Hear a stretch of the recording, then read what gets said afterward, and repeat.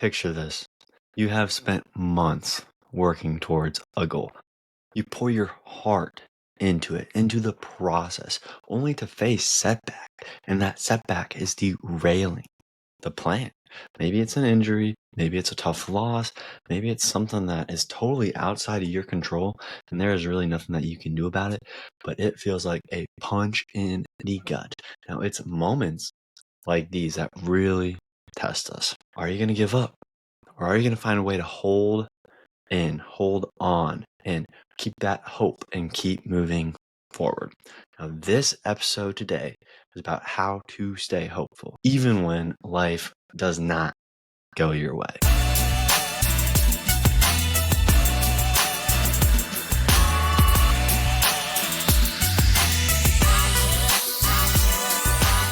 Hey, y'all. Welcome to the Athlete's Health Podcast, a deep dive, the weekly episode where we get some mental performance themes of the week, dive deep into the insights through some tips, tricks to remember them, tools to apply them. And the goal here is to just bring more value to the audience, the athletes, the coaches, the parents, anyone giving you a glimpse into some longer form content in this mental performance topic and what these longer conversations can look like, especially in our coaching. Now, ultimately, though, we aim to help you out, get you using these tips, adding these tricks and tools to your tool belt, your bag, and up that mental performance. Now, each week, maybe you are more intrigued to check out some of our coaching service too.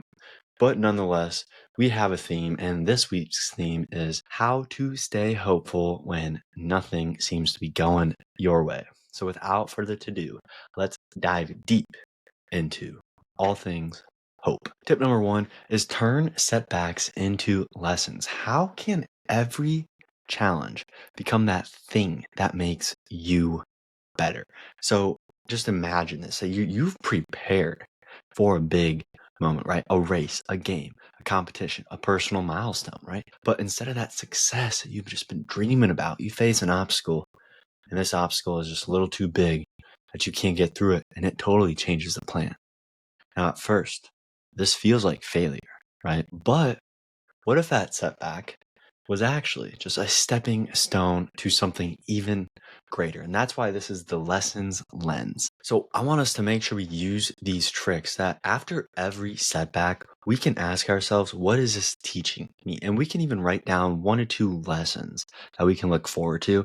And it's easier said than done, but we're in that tough time.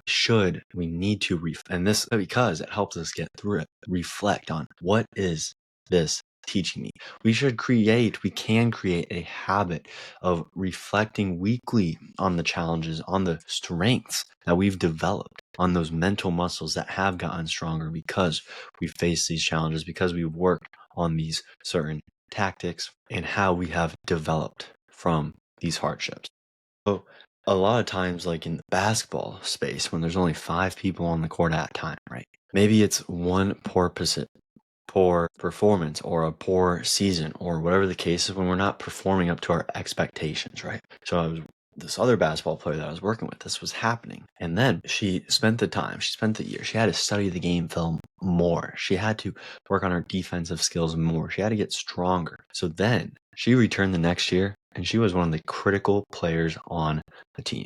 It's pretty cool to see this progress, but this progress would never have happened if it did not use this tip, trick, and tool of number 1 of this lessons lens of looking at the setbacks, learning what we teach, what we are taught from them, and having a habit of reflecting. Tip number 2 is focus on what you can control. Because if we think about this, what if hope is about owning the effort and not just the outcome, right? We think about hope and we're hoping in that the effort is going to be there because we know that's something that we can do. Think back to a time when you did give your best effort, and I'm going somewhere else with this, but the result wasn't really what you were hoping for, right? It's not as good. Maybe you're preparing for weeks only to see that opportunity just slip by and you miss it. That's some paralyzing frustration. You can pause in your tracks and be like, what am I doing next? But if we focus on the effort, that thing that we can control, we can keep ourselves grounded and hopeful through the storm. Or can we? I'm asking. if you can. That's why this trick is control the controllable, something we hear sometimes, but let's look at tools of how this actually can be in our bag and how we can actually use it. Break our goals into those small, very process driven actions, right? If it is basketball, practice my free throws for 30 minutes instead of I'm going to score 20 points in a game, right? If we need to take a step back and think about this more for whatever sport it is, we have what we can do and then what we're hoping to do. Soccer, practice my passes, practice my dribbling, practice my defense. These are things that we can actually control versus have all the stops or have 2 assists or make 95% of passes complete in the actual game. Those are the outcome ones. Those are the things that we can look at and be like, that'd be awesome to do. But then that's all it is. And so I'm not saying we don't need that, right? We still have that. It's not like we're getting rid of it with this tip number 2. But on what we're focusing on, we're looking at the controllables and we're controlling those. So we can track these too. And we can celebrate a small win. Even if it is unrelated to the actual performance, right? Those outcomes that we're talking about, we can track them and still celebrate and see that we are building that momentum, right? If we're playing tennis and we're the tennis player, someone that I was talking to, they're in a slump, right? Instead, we start focusing deliberately the mind to the physical side, focus on the footwork, focus on the mindfulness in the actual match instead of getting frustrated and throwing the racket and, what we see on TV, right?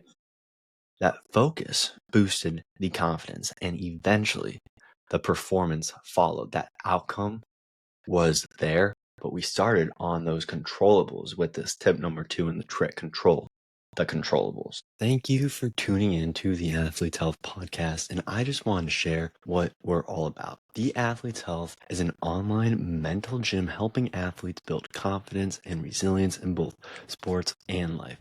Now, we've got something for everyone, whether it's the free newsletters, tips and tricks on them, or engaging social media content where we're broadcasting these episodes and sharing these actionable insights for you to take home and use right away. Athletes, coaches, parents, even teams, we're offering everything from these free resources to personalized coaching and monthly memberships in the gym. Plus, with partners who share our vision, we're creating multiple ways to check in and grow with us wherever you are. Now, if you have questions about the athlete's health or just want to chat about mental performance in life and just want to talk it up, reach out anytime.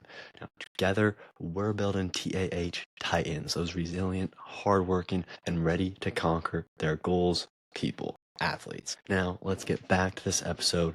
Keep striving towards greatness. Tip number 3, surround yourself with uplifting voices. And I'm not just saying the singing voices, although that's pretty nice too. But I want you to think about what or who is in your corner when that hope runs pretty low. And really, this might be the biggest tip, trick, tools that I can deliver in this episode here because it is so important, especially when that hope is going a little lower, and how we can tie it back into our performance and have those outcomes even in that next game that we want. Because picture a time when you're facing that setback.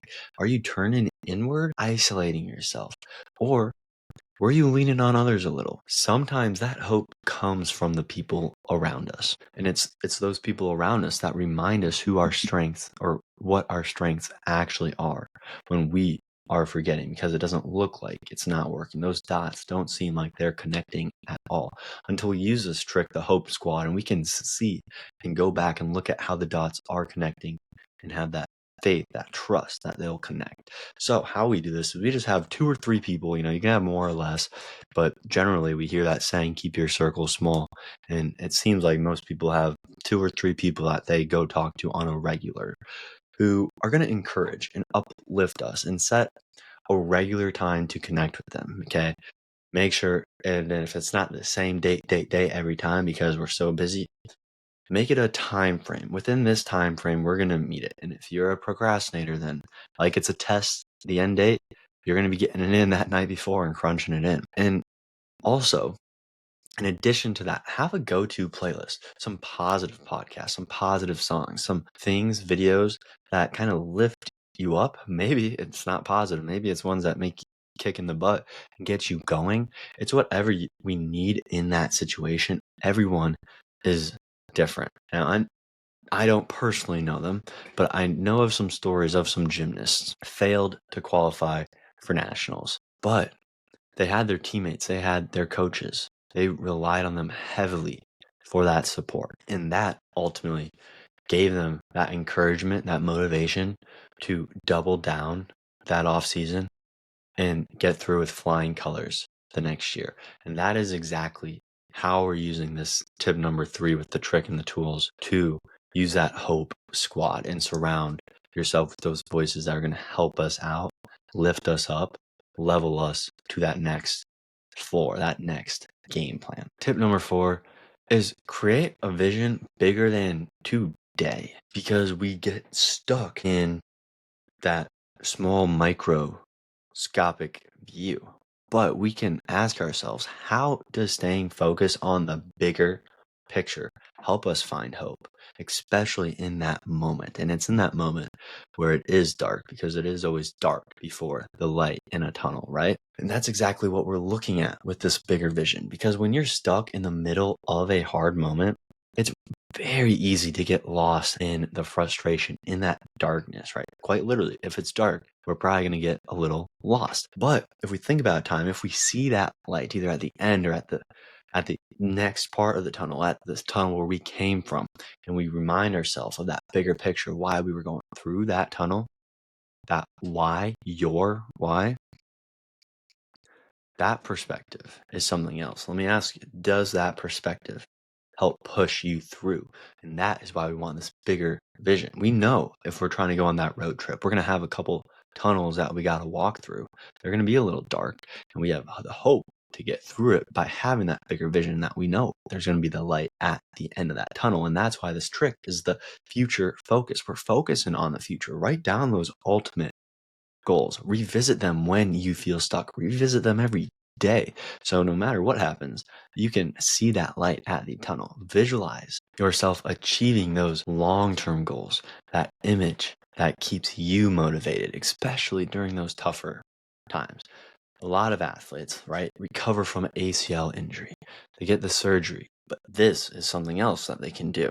And they can keep a photo of the team's championship trophy on their wall. That is the daily reminder of the long-term vision.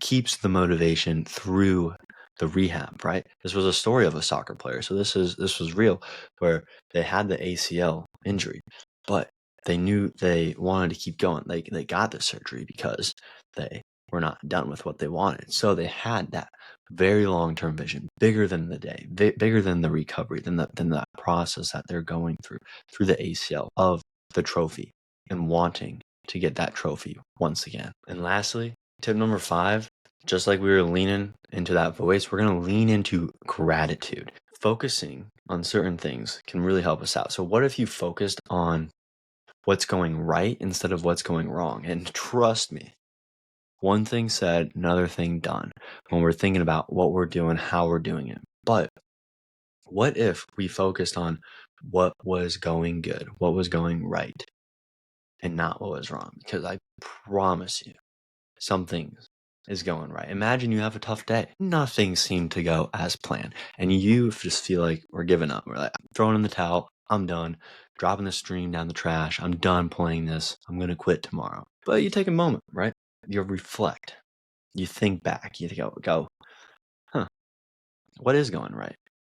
Now, it might be a pretty small thing, but that gratitude has a real way of sparking that light.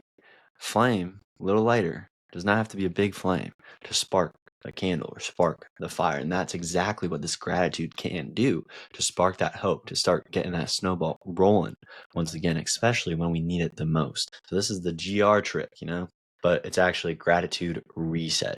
And we can just write down 3 things we're grateful for every morning. I like to do this at night, and more specifically at night. And it does not matter how small it is. What are we grateful for, some of those things, because we can see even for that day. That's why I like it at night. We can see through that day, even if it was super, super hard, it ties back to all the other tricks we did of find something good out of this, of what is this teaching us. And this also helps us reflect on the past challenges, because we have to do this to see what we're grateful for and how they actually produce that growth of where we are now, right?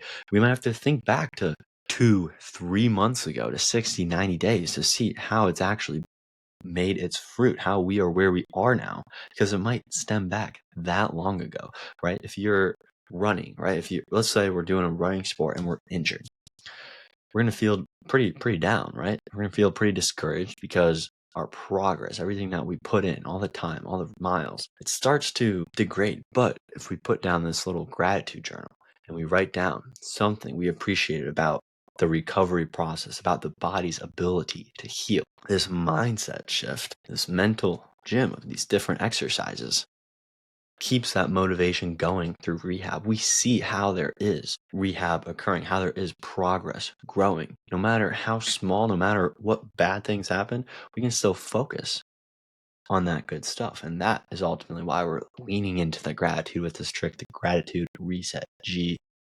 And lastly, to recap today, because I love to recap these episodes just to have that clip for you to go listen to in case you need it. But we got 5 tips, tricks, and tools for staying a little hopeful when those things just seem to not be going to plan at all. So tip number 1, turn setbacks into lessons. We got that lesson lens by finding the lesson in every challenge and using it to grow. Number 2, focus on what you can control with the controllables. Effort, not the outcome. It keeps us grounded and focused and hopeful. Number 3, surround yourself with those uplifting voices, with that hope squad. Lean into the positive influences, right? Have them help us stay motivated. Tip number 4, create a vision bigger than today. And this is that future focus, right? These long-term goals help us find that hope, help us grab it again, help us see it when we're going through those tougher times. And lastly, that lean into the gratitude with that GR, that gratitude reset at night, in the morning, but look at for that day. What is something that's going right? It creates that productive mindset. It creates that mindset of hope, of we are getting better. So ultimately, under the Athlete's Health podcast here, deep diving into hope. Things may not seem to be going right, but use these tips, tricks, and tools to level up your game. And maybe it is just level us back to baseline, but I almost promise you, if we follow these, if we go implement and we go trust within it, that it's not going to be baseline. We're going to look back and all that stuff is going to be there because we have leveled up to the next level for ourselves. Stay hopeful. Thanks.